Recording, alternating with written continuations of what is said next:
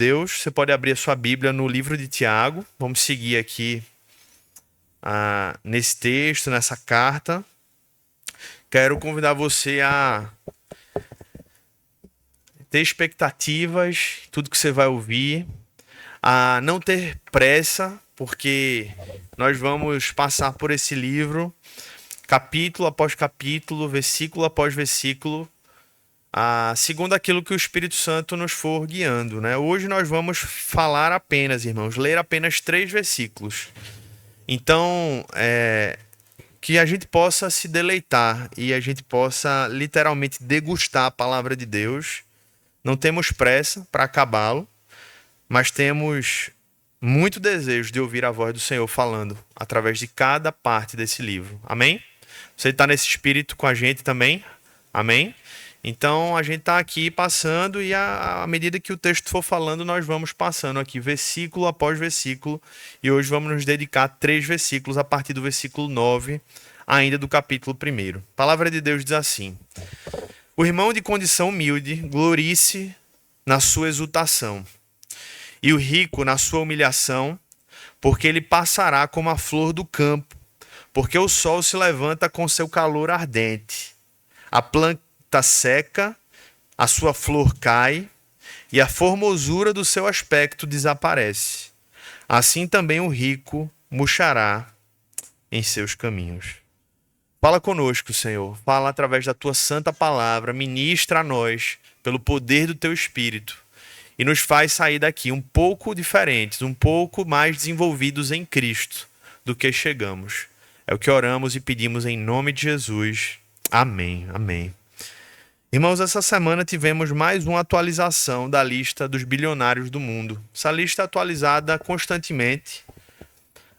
Primeiro da lista, não sei se vocês sabem, mas é o Bernard Arnault, um homem não tão conhecido como outros bilionários, mas ele é dono de grandes marcas de moda, como fugiu agora o nome das marcas, mas várias marcas, Louis Vuitton, estava com outra em mente aqui, bem conhecida, a Dior, e várias marcas assim muito conhecidas de luxo. Esse homem é dono, né? E hoje ele ostenta a posição de homem mais rico do mundo, né? Ultrapassou o Elon Musk recentemente, que ocupa a 2ª posição. Ambos com fortuna estimada na faixa dos 200 bilhões de dólares, ou seja, quase R$ 1 trilhão. Não dá nem para estimar, né, o que é um dinheiro como esse. Jeff Bezos ocupa a 3ª posição, 193 bilhões de dólares, dono da Amazon.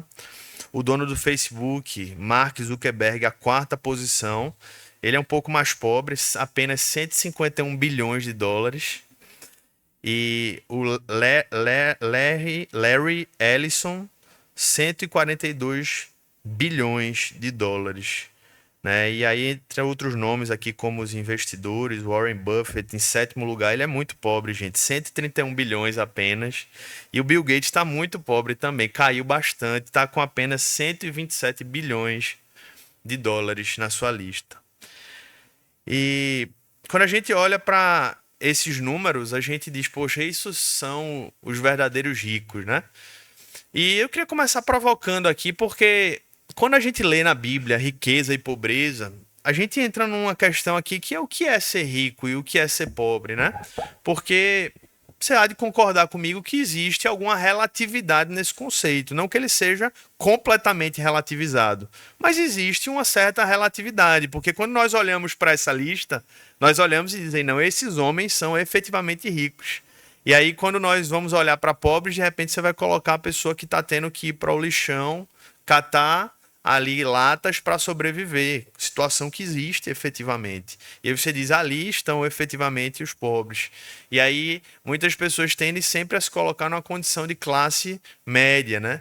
E a verdade, irmãos, é que de fato existem os extremos, como essa lista dos bilionários, existem aqueles que estão tendo que catar lixo, infelizmente, para sobreviver. E a gente fica, por vezes, sem entender o que é, de fato, lidar com a riqueza e com a pobreza. E, de fato, esse é um conceito que existe uma relatividade nele. Mas, por um lado, nós poderíamos imaginar, irmãos, que nós vivemos, de fato, em um país pobre. vivemos num país pobre, existe muita pobreza no Brasil. Essa é uma coisa que nós não podemos negar, né? Eu tenho um dado aqui, não sei se vai encontrar, anotei aqui, mas é um dado interessante da renda per capita. Ah, deixa eu ver se eu anotei aqui, ó. A renda domiciliar per capita no Brasil, segundo o último estudo, é R$ 1.848, a renda média per capita familiar. E a do nosso estado é de R$ 1.000 a renda per capita. Então você olha para uma situação dessa e diz assim: nós não somos um país pobre, somos um país muito pobre. Por outro lado, quando você compara com a realidade daquele povo que vivia na Bíblia ali, e você olha para tudo que a gente tem hoje em relação às tecnologias, você diz, de fato, nós somos um país pobre, mas o mundo nunca foi tão rico como foi agora. Nunca foi tão acessível ter acesso a determinadas coisas como há hoje. Então é fato que a desigualdade ela é extremamente grande, é extremamente dura, inclusive.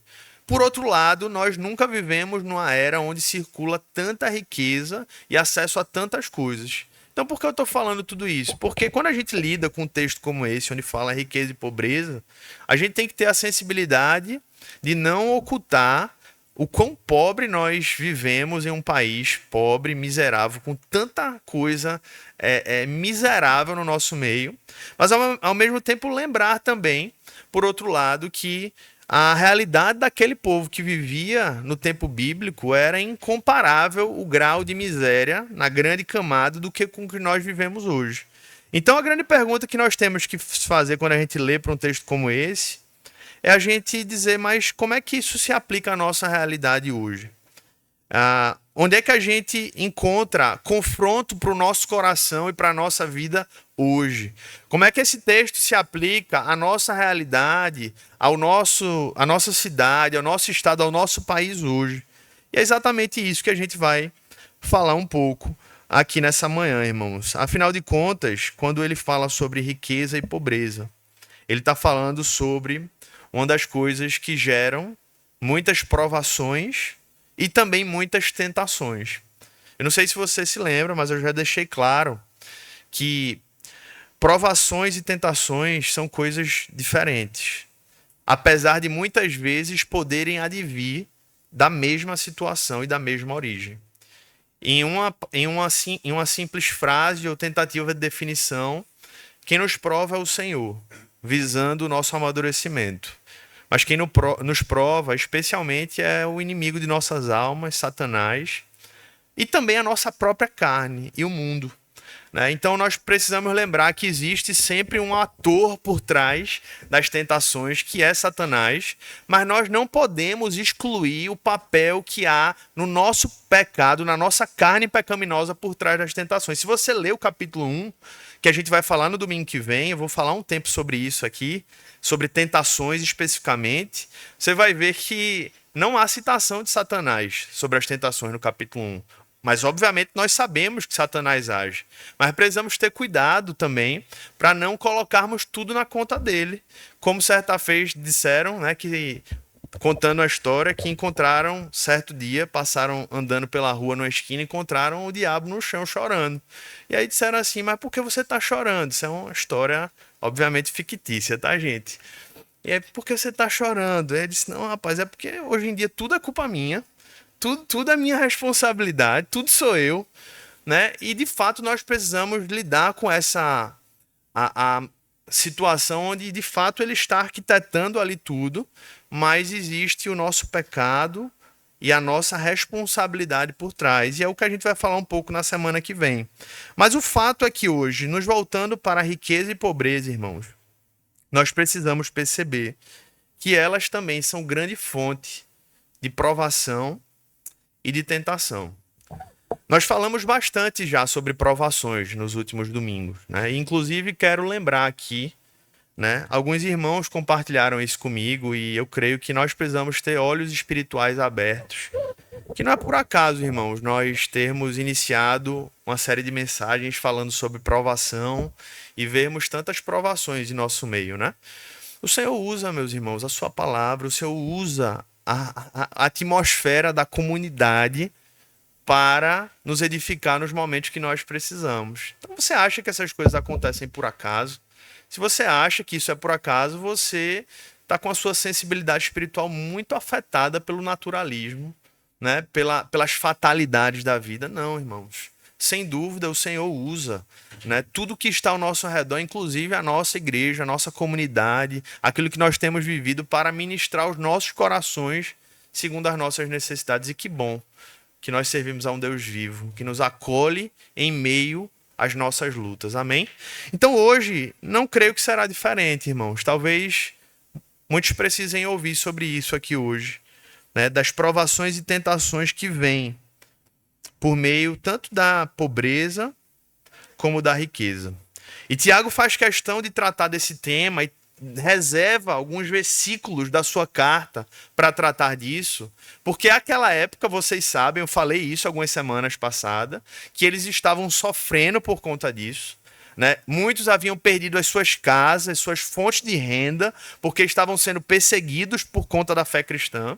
E agora a tentação de negar a Deus porque se tornaram pobres de um dia para a noite, ou a tentação, por exemplo, também de se tornarem arrogantes porque tinham mais do que outros irmãos no seu convívio tinham, também era uma fonte tanto de provação, que poderia ser vivenciada e vencida para a glória de Deus, como também poderia se tornar um risco de grave e má tentação sobre a vida deles.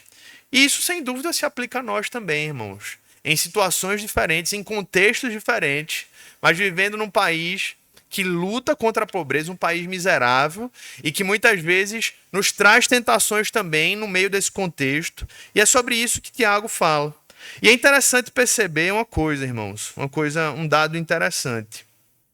Que, de modo geral, se você olha, por exemplo, dos discursos de Jesus, o Senhor Jesus falou muito mais sobre, por exemplo, mamon, avareza e dinheiro, do que sobre, por exemplo, imoralidade sexual.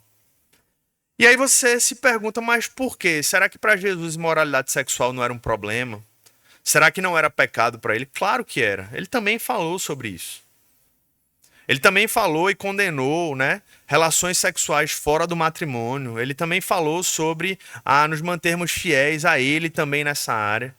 Mas o que chama a atenção não é que isso era porque ele considerava uma coisa menos importante do que outra. Mas sabe o que nos faz pensar sobre essas ênfases de Cristo? Que a avareza e o perigo do amor ao dinheiro muitas vezes não é tão percebida de maneira tão clara quanto, por exemplo, a imoralidade sexual. Quem se relaciona com um homem ou uma mulher fora do seu matrimônio ou vive a relação sexual antes do que o Senhor estabeleceu, sabe e carrega em sua consciência a convicção de pecado. A não ser um caso muito grave de cauterização da mente. Mas isso é algo meio que as pessoas sabem isso. Né? As pessoas reconhecem isso, a própria legislação humana reconhece isso. O Código Civil prevê isso em relação à traição matrimonial. Então não é muito difícil perceber o quão grave, o quão pecaminoso isso é.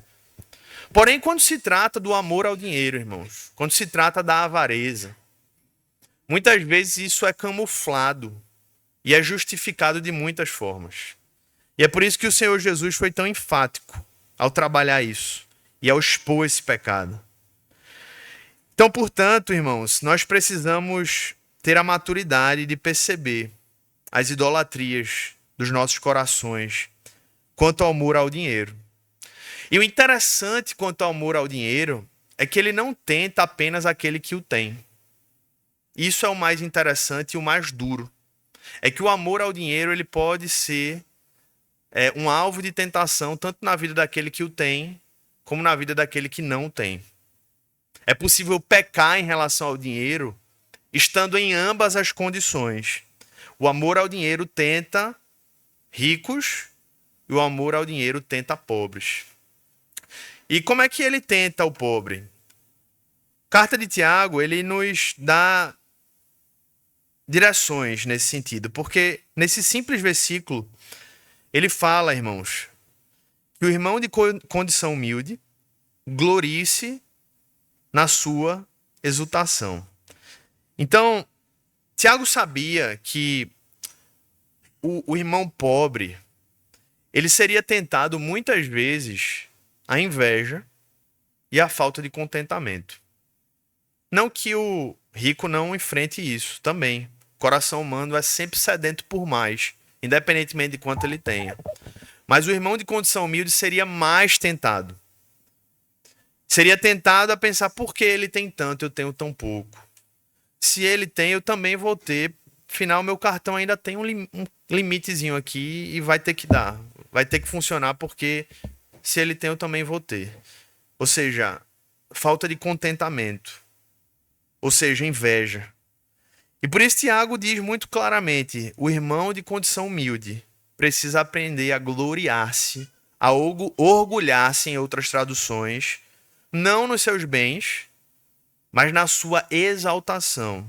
Como assim, irmãos? Vou explicar para vocês. O que é que ele quer falar com exaltação aqui?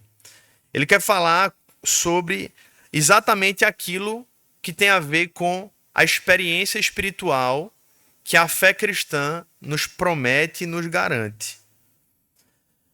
E isso é muito importante aqui porque, olhando para a nossa realidade, olhando para o nosso contexto, onde são milhares e milhões de pessoas que enfrentam uma condição social muito dura, muito difícil, né, que estão enquadrados aqui numa renda domiciliar per capita no nosso estado, familiar de apenas R$ 1.000 por mês e que precisa muitas vezes acordar de 4, 5 horas da manhã, pegar 2 horas de ônibus, chegar em casa de 8 da noite depois de mais 2 horas de ônibus, eles olham literalmente e são tentados a olhar literalmente para a sua vida e dizer, bem, eu preciso de alguma coisa que me faça enxergar a vida de um modo diferente. E o que é que acontece quando muitas vezes chegam em algumas igrejas dos nossos dias? Eles chegam, escutam que a pobreza é algo literalmente diabólico, que se derem o dízimo eles serão abençoados financeiramente e que se eles tiverem fé e se tomarem posse eles se tornarão ricos. E aí eles alimentam exatamente no coração aquilo que eles almejavam encontrar na condição de um humano que busca sempre encontrar as respostas mais fáceis para os seus dilemas. Então a gente olha para o que Tiago fala e olha para a pregação que muitas vezes tem sido proclamada em nossos dias e a gente diz assim, Tiago deveria, se estivesse vivo em nossos dias, odiar os pregadores da prosperidade. Não ódio no sentido pecaminoso, mas uma ira santa. Porque em nenhum momento, nem Tiago, nem um outro escritor bíblico promete, irmãos, que cristãos pobres irão enriquecer. Em nenhum momento você vai encontrar isso na Bíblia. Apesar de claramente sabermos que com a graça de Deus, quando o evangelho invade a vida de alguém, ele reorganiza toda a vida e assim dá muito mais possibilidades de uma prosperidade, de uma organização de vida, de uma organização financeira. Porque eu abandono os vícios, eu me regulo, eu tenho horário, eu tenho disciplina. Então o que é que isso vai gerar? Não necessariamente riqueza, mas vai gerar, me tirar de uma bagunça de vida. Mas prometer riqueza, em nenhum momento a Bíblia promete isso. Tanto é que Tiago olha para esses irmãos e diz, olha, o que eu tenho para dizer para vocês é, irmãos, se você está nessa condição, pode ser que Deus mude, pode ser que não, mas uma coisa eu tenho para dizer para você, aprenda-se a gloriar na sua exaltação. Aí você se pergunta mais uma vez, como assim? Que exaltação é essa? A exaltação do crente, irmão, seja ele pobre, seja ele rico, seja ele preto, seja ele branco, seja ele homem, seja mulher, seja ele adulto, seja ele criança, é só uma. A exaltação do crente é a sua condição de filho de Deus. É isso que o define, ou pelo menos era isso que o deveria definir. Não é a sua conta bancária, não é a sua cor, não é a sua profissão, não é de onde ele nasceu, não é onde ele mora, não é a sua origem étnica, não é o seu país. O que o define, o que o glorifica, o que o exalta verdadeiramente é o fato dele ser filho de Deus. É ele ser filho do Rei do Universo, ser filho do Criador do mundo. É ele ter sido adotado, não porque Deus foi forçado, mas porque Deus o escolheu. Deus o olhou e apesar de não ter nada nele que justificasse, nada em você que justificasse a adoção. O Senhor olha para nós e, apesar de nós, diz: eu quero você para mim. E isso nos glorifica, isso nos exalta, irmãos. E é isso que nos exalta, porque exatamente não havia nada em nós que nos tornássemos dignos. Pelo contrário, estávamos mortos em nossos pecados. Estávamos destinados à ira. Éramos filhos da ira. Mas o Senhor olhou para um dia para nós e disse assim: Bruno, não é porque você fez nada não. Pelo contrário, você fez muita coisa errada. Mas eu te amei em Cristo Jesus e te salvei desde a fundação do mundo. É porque eu te amei, Eduardo. Não é porque você fez algo por mim, não. Pelo contrário, você era meu inimigo. E eu te resgatei do poder das trevas e transportei. Eu fiz para o reino do Filho do seu amor. Essa é a nossa exaltação, irmãos. Essa é a nossa glória. Esse é o nosso poder. Esse é o nosso mérito. Que não vem de nós, vem de Deus. E é isso que não apenas o crente pobre, mas especialmente aqui o crente pobre, ele dá essa ênfase, precisa se gloriar. Não é na esperança de um dia se tornar rico, porque pode ser que isso aconteça, mas pode ser que nunca aconteça. E em nenhum lugar da Bíblia, a Bíblia mostra a riqueza como a solução dos problemas. A solução dos problemas está em Cristo, no seu evangelho. A nossa riqueza não é a nossa conta bancária, a nossa riqueza é Cristo. Amém, irmãos? Então Tiago repreende aqueles que se orgulham nas suas arrogantes pretensões. Lá no capítulo 4, a gente vai chegar lá. Mas, por outro lado, ele repreende aqueles que se orgulham nos seus feitos, mas ele olha para outros cristãos e diz: vocês devem se orgulhar da dignidade espiritual que vocês têm. Isso vocês podem se orgulhar. Dizer: Senhor, obrigado, Pai, porque eu não merecia, mas o Senhor me tornou filho. João Calvino certa vez disse: aquele que tem a estimativa correta do amor de Deus, presta atenção, aquele que tem a estimativa correta do amor de Deus por si, considerará todas as outras coisas como sem valor. Nem a pobreza, nem a fome, nem a nudez o farão ficar ansioso. Ele se sustentará com esta consolação. Que consolação? Do amor de Deus. Isso é fácil, irmãos? Não, não é fácil. Mas é possível em Cristo Jesus. É o que o Senhor espera de nós. Portanto, o que os crentes pobres mais precisam ouvir não é: você vai ficar rico. Até porque isso não é promessa de Deus. Mas sim, você já é infinitamente rico em Cristo Jesus. Essa é a nossa dignidade. Esse é o nosso tesouro. O pobre precisa aprender a olhar para a sua vida não pela perspectiva financeira, mas pela perspectiva espiritual. É isso que Tiago nos ensina. E que se aplica plenamente também aos ricos. Do mesmo modo, os ricos precisam olhar para a sua vida não pela perspectiva financeira, porque não é isso que os define, mas pela perspectiva espiritual. E é isso que Tiago fala nos versículos 10 e 11. E o rico, na sua humilhação, ou seja, o rico deve gloriar-se na sua humilhação, porque ele passará como a flor do campo. Porque o sol se levanta com seu calor ardente, a planta seca, a sua flor cai, e a formosura do seu aspecto desaparece. Assim também o rico murchará em seus caminhos. E aí você se pergunta: como assim o rico deve gloriar-se na sua humilhação? Outras traduções podem nos ajudar a entender melhor isso. Outras traduções nos dizem assim, por exemplo: o rico, porém, glorie-se em sua insignificância, pois ele passará como a flor do campo. Quando nós imaginamos alguém rico, e aí vamos usar um exemplo aqui bem extremo, né? Como esses homens que nós falamos aqui, Elon Musk, Bill Gates e etc. Nós costumamos imaginar pessoas o quê? Pessoas confiantes. Pessoas que carregam alguma força, ainda que não física, mas algum tipo de força que aparentemente ali o dinheiro lhes traz. Não sei se alguém está aí com o controle do som, se alguém puder me ajudar aí, eu agradeço, tá? Acho que Diogo talvez consiga mexer aí. Então, irmãos, em uma palavra, nós podemos associar a riqueza. Muitas vezes, uma das tentações que a riqueza traz é a autossuficiência. É a autossuficiência. Presta atenção nessa palavra. Autossuficiência. É você ser tentado a dizer assim: eu sou capaz de lidar com todos os meus problemas porque eu tenho o quê? Dinheiro. Então, essa é uma definição que pode lhe ajudar a perceber se você, independentemente de quanto tem na sua conta bancária, independentemente de quantos bens tem no seu imposto de renda, mas se você luta contra as tentações da riqueza. Porque, como eu disse, a riqueza é uma definição que envolve alguma relatividade, mas aquilo que traz ao seu coração não é relativo.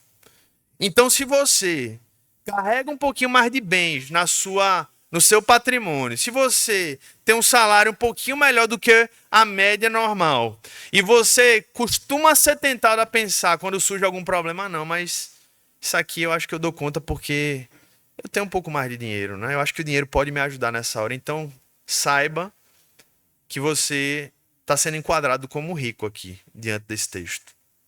Quando surge um problema na sua vida e você diz, eita, mas graças a Deus que meu dinheiro vai dar uma força nessa hora. Saiba que a autossuficiência advinda da riqueza está tentando o seu coração nesse momento.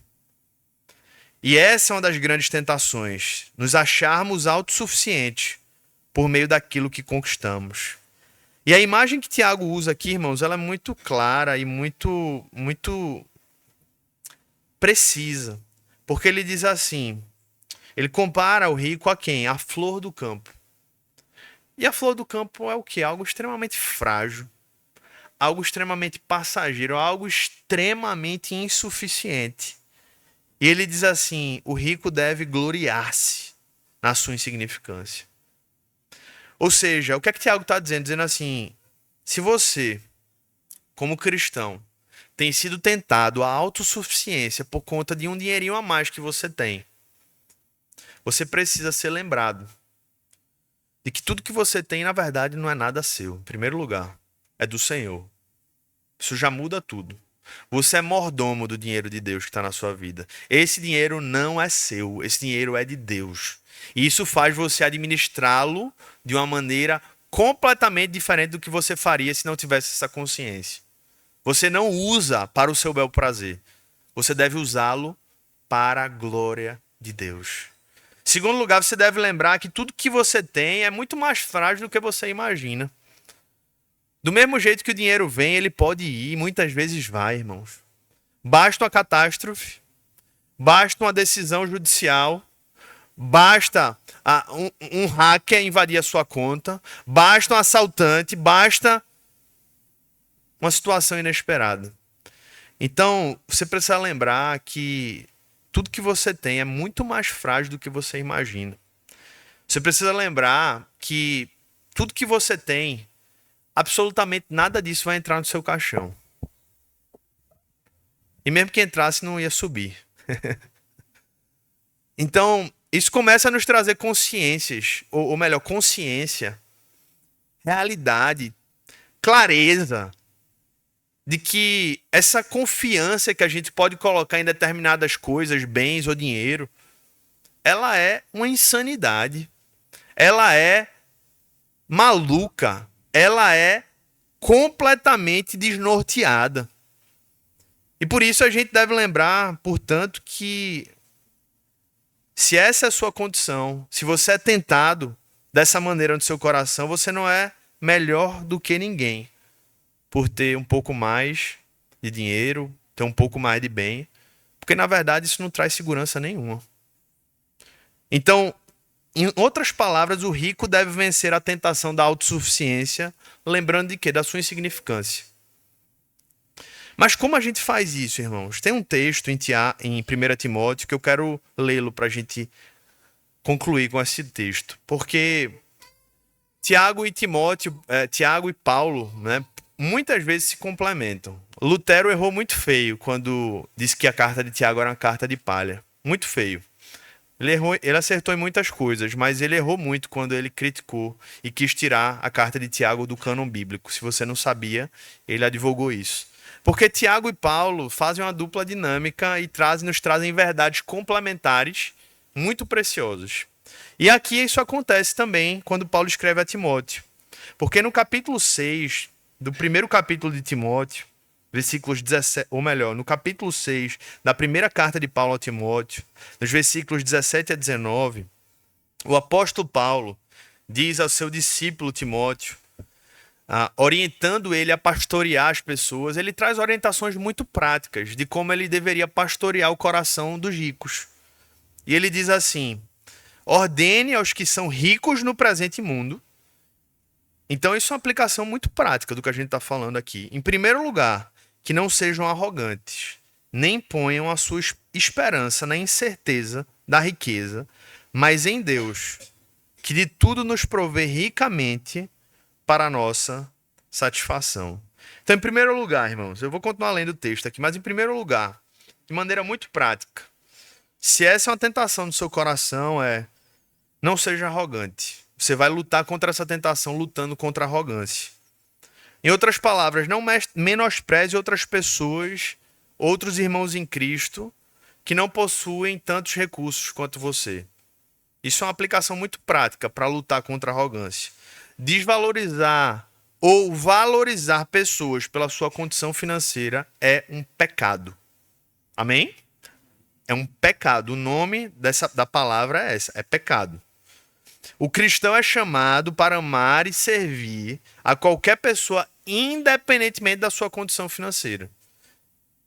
É assim que você faz se você quiser, em primeiro lugar, lutar contra a arrogância, em resposta à autossuficiência. Em segundo lugar, é o que Paulo diz a Timóteo: nem ponham a sua esperança na incerteza da riqueza. Então, irmãos, não há pecado. Vou deixar muito claro também. Não há pecado em ser rico.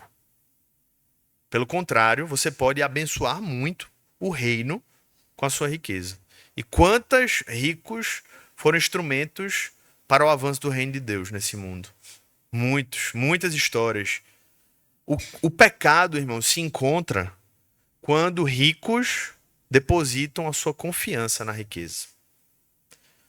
Porque, como nós vimos, elas são efêmeras, elas são passageiras, elas não são dignas de serem depósitos da nossa confiança. É insanidade depositar a nossa confiança na riqueza.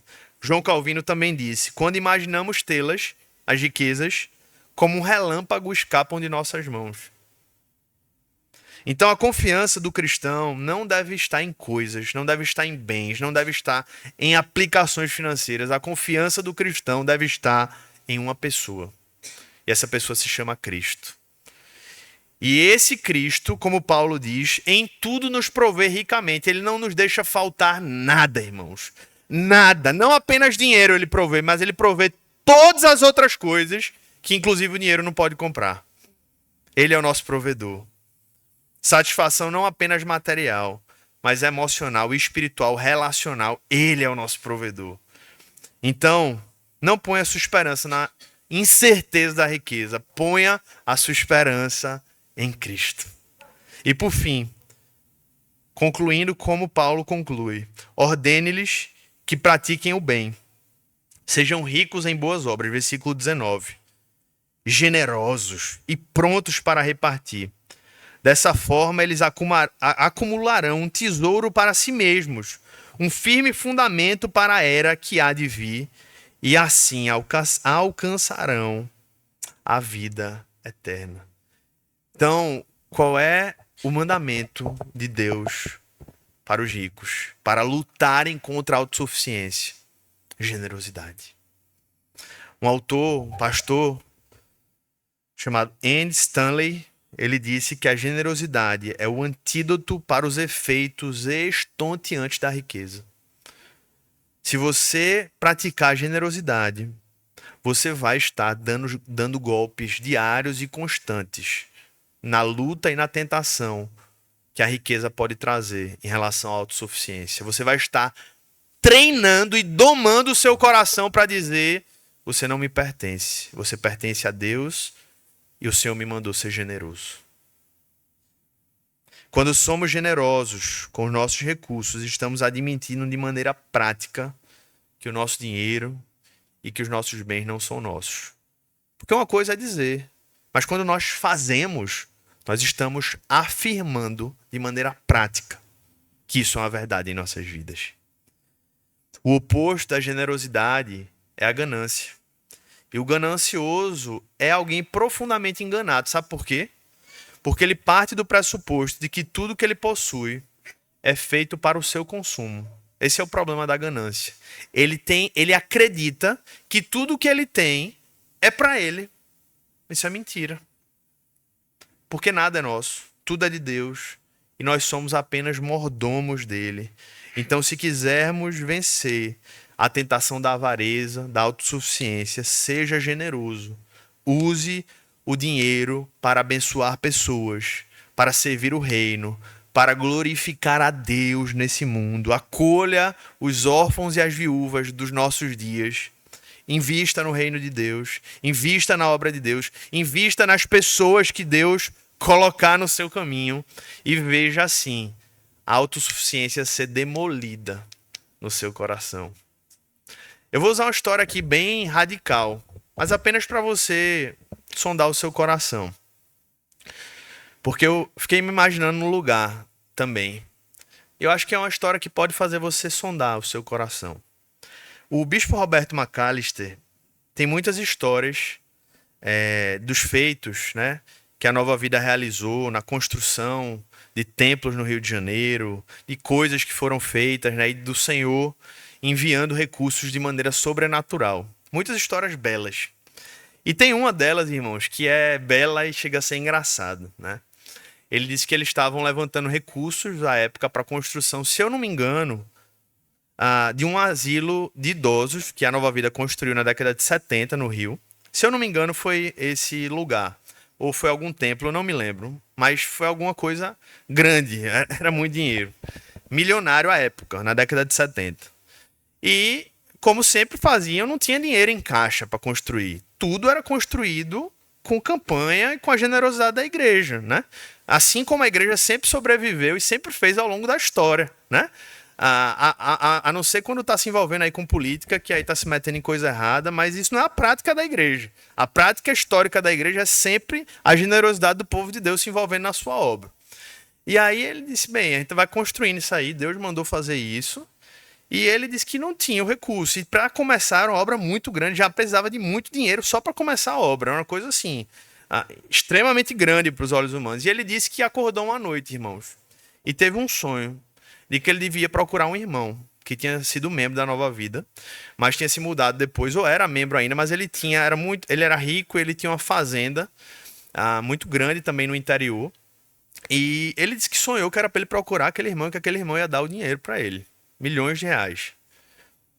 E aí ele pegou lá um avião, um ônibus, não lembro o que foi lá até aquela fazenda, bateu na porta e disse assim, meu irmão, é o seguinte, o Senhor disse que você ia dar X milhões de reais para construir essa iniciativa.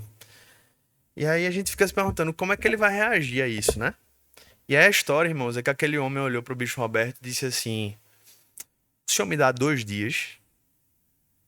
Depois de 2 dias, aquele homem fez aquela transferência e aquela obra começou. Eu estou dizendo que eu dei um exemplo extremamente radical para que você pudesse sondar o seu coração. Se fosse você, imagina se você fosse milionário, tivesse muito dinheiro e chegasse alguém pedindo muito dinheiro para você, testemunhando como era um homem de Deus, testemunho ilibado, que Deus havia dado aquele recado. Com certeza, irmãos, Deus havia preparado o coração daquele homem também. Com certeza, né? Sem dúvida alguma. Mas eu quero deixar essa história como uma reflexão. Como é que você responderia a uma situação como essa? E eu acho que essa história é interessante porque ela nos faz refletir nas nossas idolatrias. Porque a nossa tendência seria olhar e dizer assim, misericórdia, não. Assim do dia para noite, não tem nem assim uma parcela, não dá nem para dividir, é de uma vez, né? Então eu estou dando um exemplo extremamente, né, extremo, mas para que você possa olhar para o seu coração e perceber que de repente você é muito mais tentado à autossuficiência do que você imagina. Porque o Senhor, ele pode ser que ele nunca peça algo como isso. que eu relatei para você. Mas ele constantemente nos prova, também em relação ao dinheiro. E ele quer que nós possamos olhar para essas situações não pelos olhos humanos, mas pelos olhos de Deus. Então que o Senhor possa moldar o nosso coração, irmãos. Aqueles que lutam contra tentações e provações que advêm da pobreza, da escassez de recursos, lute. Não permita que o seu coração se veja ansioso, se veja invejoso, se veja sem falta de contentamento. Diga não, não, Senhor. Eu sei que agora eu tenho um pouco, eu sei que agora as coisas estão mais apertadas, mas eu vou continuar confiando em Ti. Eu vou continuar dependendo do Senhor, eu vou continuar me rendendo aos Teus pés, eu vou continuar me alegrando em Cristo. Não ceda à inveja, não ceda à falta de contentamento. E você que de repente é tentado mais à autossuficiência, a confiar de repente naquilo que você tem um pouquinho a mais, diga: Senhor, não, eu não vou ser arrogante. Não, Senhor, eu não vou por esse caminho, eu vou ser generoso. Eu vou provar para mim mesmo e para o Senhor que esse dinheiro, que esse bem não é meu, é do Senhor. Eu sou apenas um mordomo que o Senhor colocou nesse mundo. Fato é que provações e tentações virão, tanto em razão da pobreza, como também, incrivelmente, da riqueza. Virão também, irmãos. Mas é possível e é necessário que tanto o pobre como o rico vivam a sua condição de modo que glorifique ao Senhor. Pobreza e riqueza para a glória de Deus é possível. É possível e é o que o Senhor espera de nós. E Cristo é o nosso modelo, irmãos. Sabe por quê? Porque o apóstolo Paulo nos disse que ele, sendo rico, se fez pobre. Ele sabe o que é, as duas coisas. E ele se fez pobre por causa de nós. Para que por meio da pobreza dele nos tornássemos o quê? Ricos. Mais rico em dinheiro? Rico espiritualmente. Sem Cristo, o pobre continua perdido. O pobre se encontra perdido. E sua vulnerabilidade econômica não servirá para atenuar o seu pecado diante do trono branco. Amém? Sem Cristo, o rico se encontra perdido e o seu poder financeiro não servirá para comprar a sua salvação, irmãos. Mas a boa notícia do Evangelho é que ricos e pobres, por meio da graça de Cristo, podem ser perdoados de seus pecados, podem ser salvos da ira vindoura e, além de ganharem a eternidade, eles ganham, todos nós, o privilégio de viver nesse mundo com sobriedade. Que sobriedade? Encontrando contentamento em meio às limitações financeiras e encontrando sabedoria para usar dinheiro e bens para a glória de Deus, para a bênção de pessoas, para o avanço do reino de Deus. Riqueza e pobreza para a glória de Deus. É isso que o Senhor espera de nós. Feche seus olhos e vamos orar.